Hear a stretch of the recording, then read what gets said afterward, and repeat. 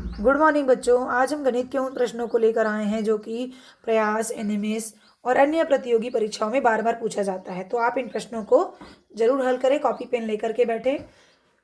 एक संख्या है 2000, इसमें कौन सी छोटी संख्या का गुना करें। देखो, गुना करें ताकि गुणनफल पूर्ण घन बन सके। तो इसके लिए इस प्रकार के प्रश्न आएंगे। तो आपको पहले इनका अभाज्य गुणनखंड निकालना है ना। तो अभाज्य गुणनखंड जब निकाल रहे हैं तो इस प्रकार का निकल के आ रहा है। अभाज्य गुणनखंड ऐसा वाला जो निकालते हैं जी। तो जब आप पूरा निकालेंगे तो 2 के घात 4 आ रहा है और 5 के घात 3। तो ये तो पूर्ण घन है 5 के घात 3, और 2 के घात 4 आया है, उसको हमें ठीक करना होगा। तो किस संख्या से गुना करें कि 3 का गुणज हो जाए, है ना। ये रूल आपको पता होगा ना। किसी संख्या का पूर्ण घन होने के लिए प्रत्येक अभाज्य गुणनखंड का घात 3 का गुणज होना चाहिए। आप मतलब इससे डरिएगा मत कि इतना क्या क्या वर्ड यूज कर रहे हैं करके। सरल भाषा में अगर हम बताएं तो हम इसको और क्या लिख सकते हैं, 2 के घात 3 ये तो पूर्ण घन है। अब बचा क्या, 2 के घात 4 है ना, तो 2 के घात 1 बचा, और ये 5 के घात 3 ये तो पूर्ण घन है ही। अब पूर्ण घन हम इसको बनाना है तो क्या करना पड़ेगा, किससे गुना करेंगे तब ये होगा, 2 के घात 2 से, है ना। 2 के घात 2 का मतलब क्या होता है, 2 के घात 2 का मतलब होता है 2 गुना 2, यानी कि 4 से जब हम गुना करेंगे तो ये पूर्ण घन बन जाएगा। ये देखिए, 2 के घात 2 से गुना करेंगे तो क्या हो जाएगा, इस प्रकार से 2 के घात 6 जो कि 3 का गुणज है। मतलब हमको यही पूछा गया है ना कि किस संख्या से हम गुना करें कि 2000 जो है पूर्ण घन बन जाए। तो पूर्ण घन बनने के लिए क्या होगा, हमें 4 से गुना करना पड़ेगा। और उत्तर का जांच भी कर देते हैं। 4 से गुना करते हैं तो 8000 आता है, जो कि पूर्ण घन है 20 का, 20 के घात 3। अब अगला प्रश्न में चलते हैं। अगला प्रश्न भी सेम है, बस संख्या बदल गया है और ये वाला चीज बदल गया है। इसमें कहा गया है कि 3000 को किस सबसे छोटी संख्या से भाग दें ताकि पूर्ण घन बन जाए। तो ये भी सरल है। आपको पहले तो ये अभाज्य गुणनखंड करके पूरा निकाल लेना है। और जब पूरा निकाल रहे हैं तो इस प्रकार का निकल रहा है, 2 के घात 3, 3 के घात 1, 5 के घात 3। तो ये तो पूर्ण घन है। अब अगर हम 3 को हटा दें तो ये पूर्ण घन बन जाएगा। 3 को हटाएंगे कैसे, 3 से भाग देकर।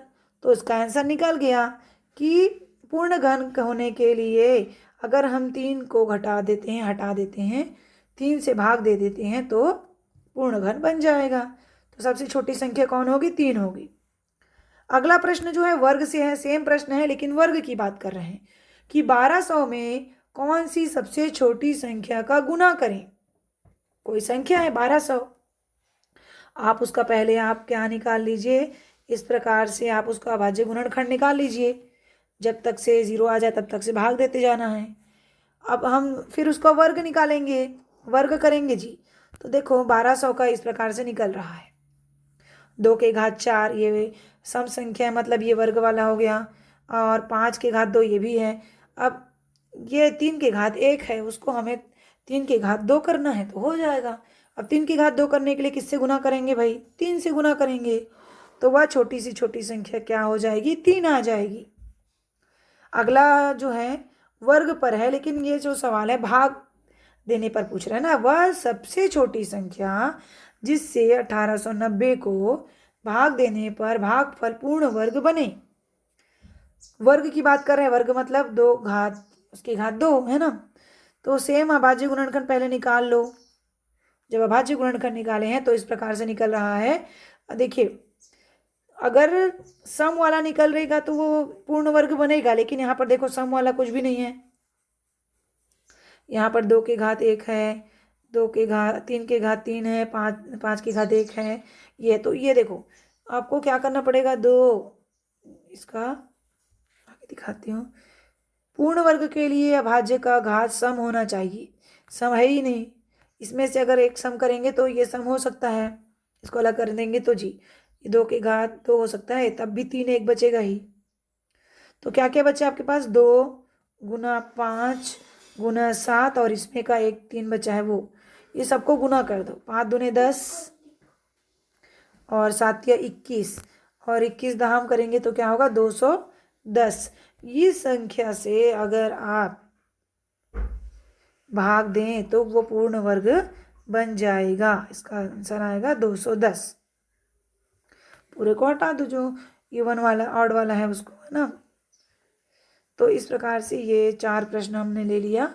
और आपको कैसे लगा आप कमेंट करो, लाइक करो और सब्सक्राइब करो। तो आप इसी प्रकार से सपोर्ट करेंगे तो और वीडियो बनाएंगे। थैंक यू बच्चों और बेस्ट ऑफ लक आपके एग्ज़ाम के लिए।